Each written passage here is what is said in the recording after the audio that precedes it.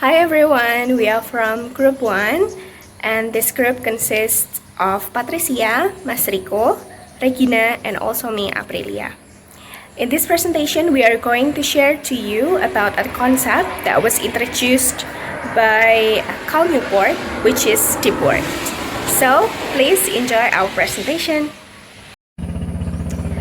Okay, in this presentation, we are going to explore the idea of deep work, like why is it valuable, rare, and meaningful. And then, what are the roles of deep work? And lastly, we are going to see what practical strategies that we can apply in practicing deep work. So, let's get started. Okay, so let's begin with the idea of deep work and shallow work. So, deep work happens when we give our full concentration without any distractions. So, this kind of focus allows us to learn difficult skill faster, produce meaningful results, and create original work that stands out.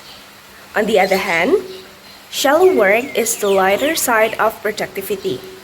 These are low-effort tasks that we often do while we are distracted, like checking emails, sitting through routine meetings, or doing quick administrative work. They are easy to replicate and do not really add much long-term value. So shallow work makes us feel busy, but actually it doesn't move us forward in a meaningful way. Then, why is deep work so important? It is because success today depends on two key abilities. The first one, the ability to master complex skills quickly. And the second one, the ability to produce high-quality work efficiently. So deep work supports both of these because it strengthens our focus and accelerates learning. Cal Newport, who introduced this concept, even created a simple formula. So he said that quality equals time multiplied by intensity of focus. In other words, it is not only about how long you work, but how deeply you focus while working. Shallow work, on the other hand, consumes a lot of time, but contributes very little to real progress. You can probably spend hours on it and still feel like you have not really achieved anything meaningful. Now, here is the challenge. Deep work is actually rare. So in many workplaces, people are usually rewarded for being constantly active rather than creating meaningful outcomes. Frequent emails, non-stop chats, and back-to-back meetings all disrupt our focus and make it harder to go deep. There is also something called the principle of least resistance. This means that people naturally choose tasks that are easier and more visible. So for example, replying to many messages feels productive, even if it doesn't bring you closer to your real goals. Therefore, shallow work dominates our daily lives, while deep work becomes increasingly uncommon. So that is why it is so valuable. If we can protect time for deep work, we can give ourselves an advantage in learning and then producing original results and achieving long-term success. Now we move to the third part, which is deep work is meaningful. Well, according to Cal Newport, deep work is meaningful because it connects to our human need for purpose and craftsmanship. So it allows us to enter some key features that we really focus, and it creates a sense of fulfillment that shallow tasks cannot do or cannot provide. Some key features and examples in English education are: first, flow. Flow happens when students are focused on their English task that they lose track of time. For example, a student is reading To Kill a Mockingbird and suddenly realizes that an hour has passed without noticing. So it's about enjoying the flow. The second, craftsmanship. Craftsmanship means doing English work with care and skill, not rushing through it. For example, a student writes an essay then edits it carefully to make the sentence more clear and well structured. The third, fulfillment. Fulfillment is the proud feeling students get after completing something important in English class. For example, a student feels accomplished after finishing a long research paper on second language acquisition or in mathematics or in English. The last is rarity. Just like what April mentioned previously, deep work is rare because most students get distracted, but few who focus gain more value. For example, while many classmates are on their phone, one student studies English vocabulary deeply and learns faster.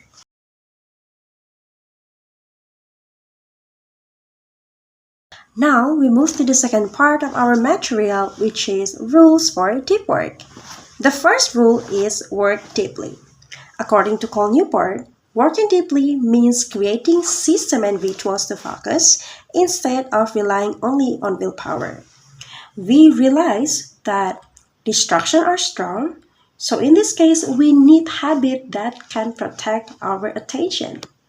Some key features proposed by Cole Newport, such as first, focus philosophies. Focus philosophies means different ways students can plan their deep work time.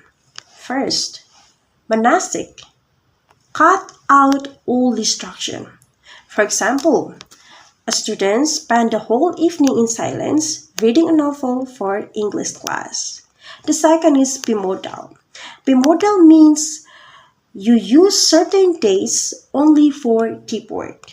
For example, a student dedicates the weekend just to finishing their essay draft. The third, rhythmic. Rhythmic means work at the same time every day. For example, a student studies English literature every night from 7 to 9 p.m. And the last type of focus philosophies is journalistic. Journalistic means we use free moments for deep work.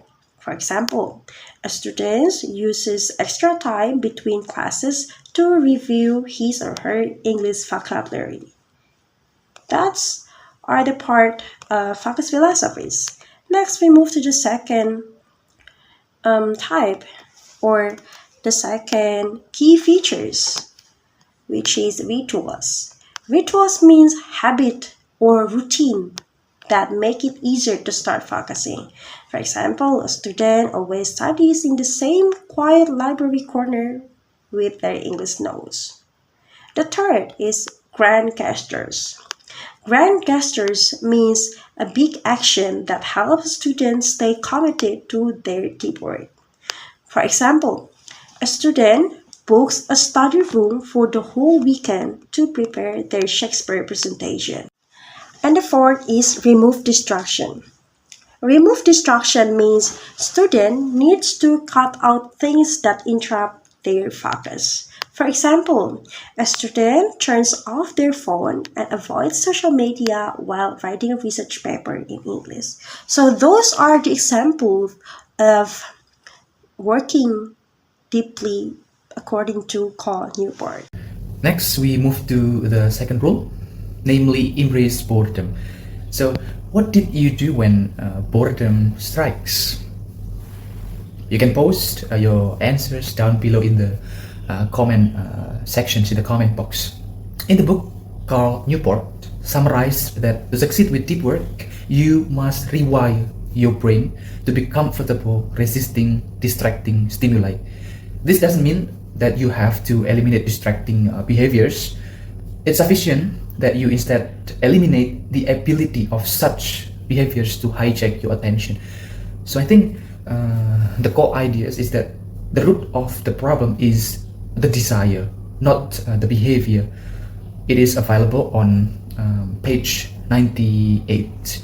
And my own interpretations of embracing boredom is that it drills the human brain to focus and resist distractions, particularly when boredom strikes.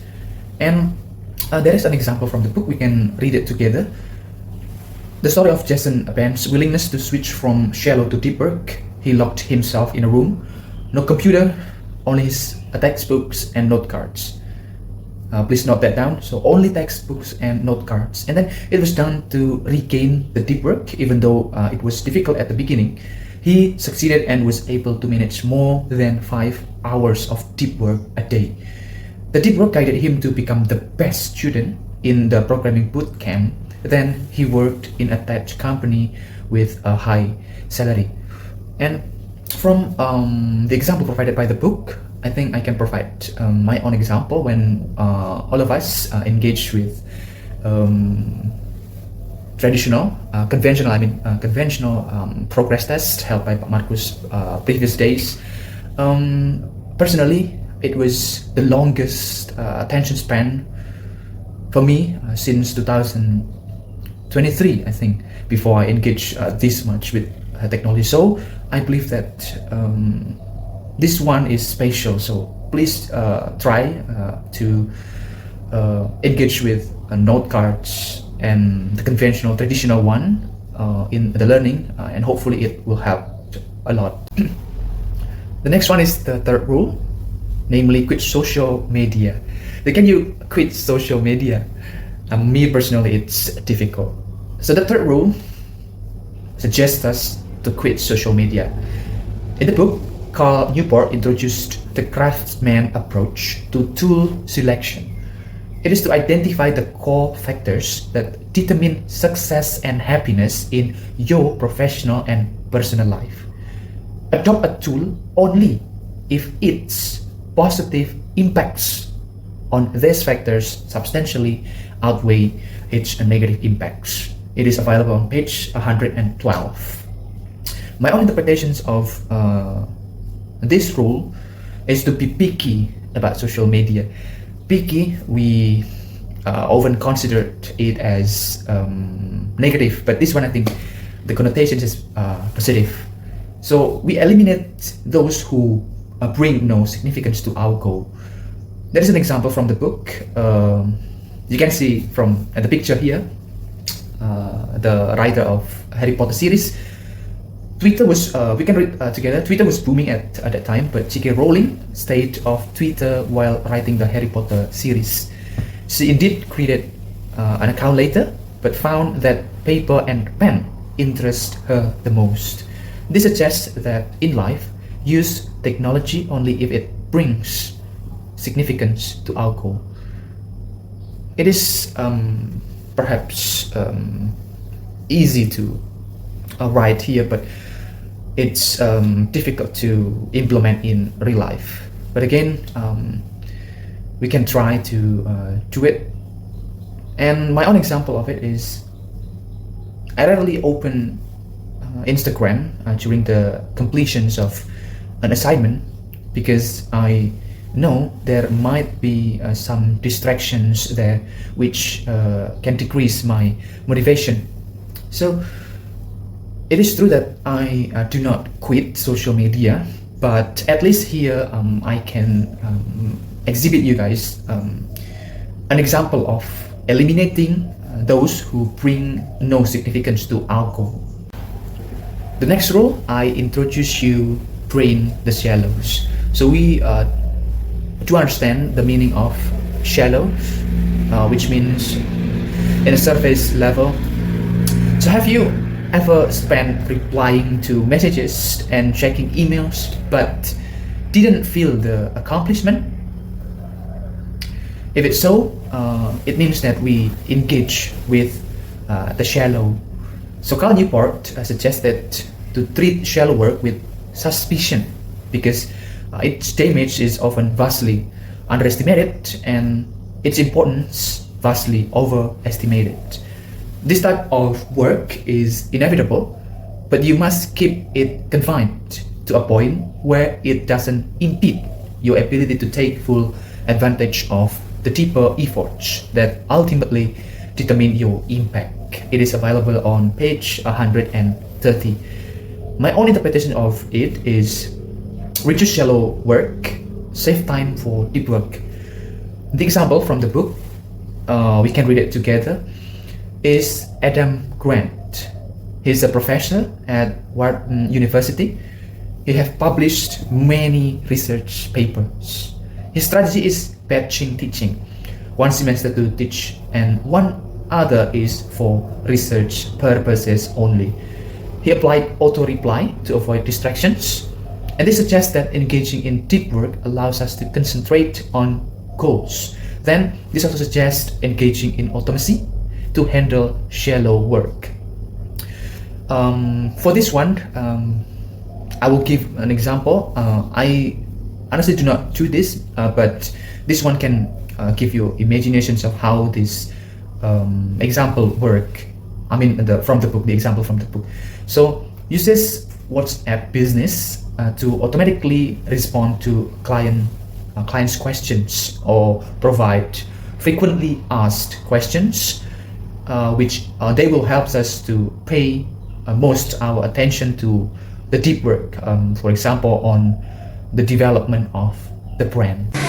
Okay, we've explored what deep work is, why it matters, and the rules that guide it.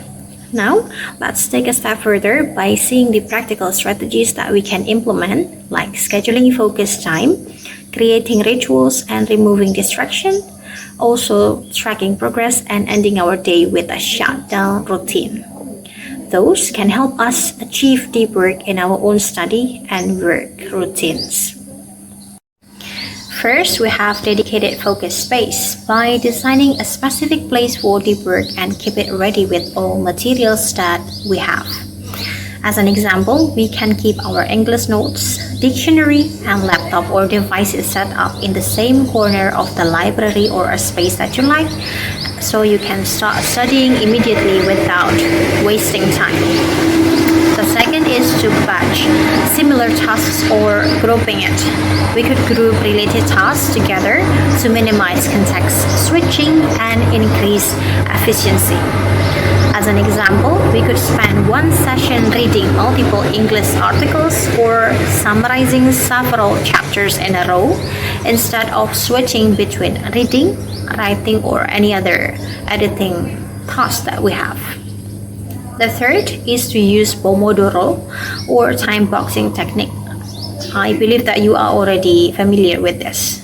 This is where we work in a focused burst of 25 up to 50 minutes with short breaks and gradually increasing session length. To put it into an example, we could write an essay for 30 minutes, then take a 5-minute break to stretch, walk, or grab water or anything else that works for your short breaks. The fourth is to leverage small windows of free time by using free time between classes or while commuting for short deep work sessions. As an illustration, we could review vocabulary flashcards on our phone or brainstorm idea assignments while waiting for a lecture to start the lesson. The last is to reflect and adjust weekly. At the end of the week, we could review what worked and what didn't, and then eventually refine our study habits. As an example, we could note which time of your day that you were most focused and which environment helped you to concentrate, and adjust next week's schedule accordingly. One last question for you to ponder is, please look back at your week. How much of it was truly focused and how much was distracted? Please think about that. To conclude, let's tie everything together and understand that deep work is not only rare but also incredibly valuable and meaningful in our lives. Cal Newport in his book gives us 4 practical rules like work deeply, embrace boredom with social media, and drain the shallow. We can apply this with strategies like creating focused spaces, time boxing, and reflecting weekly. But beyond the rules, deep work is really about survival and success in today's knowledge economy. The ability to focus is becoming a superpower, and attention is the true currency of success. So, the challenge for us as students and future professionals is simple actually. Will we let distraction rule us, or will we train ourselves to master deep work and find meaning in what we do? To conclude, let's tie everything together and understand that deep work is not only rare but also incredibly valuable and meaningful in our lives. Cal Newport in his book gives us 4 practical rules like work deeply, embrace boredom, quit social media, and drain the shallow. We can apply this with strategies like creating focused spaces, time boxing, and reflecting weekly. But beyond the rules, deep work is really about survival and success in today's knowledge economy. The ability to focus is becoming a superpower, and attention is the true currency of success. So, the challenge for us as students and future professionals is simple actually. Will we let distraction rule us, or will we train ourselves to master deep work and find meaning in what we do? One key takeaway from today's presentation is that deep work is not about working longer. It's about using our time intentionally, organizing tasks efficiently, and reflecting to improve. Even small, consistent changes can dramatically boost learning, performance, and confidence as a student. To close the presentation, I would like to end it with one question for all of you to ponder, that 1 hour of deep work a day can change everything. And what will you do with yours? This concludes our presentation. Thank you.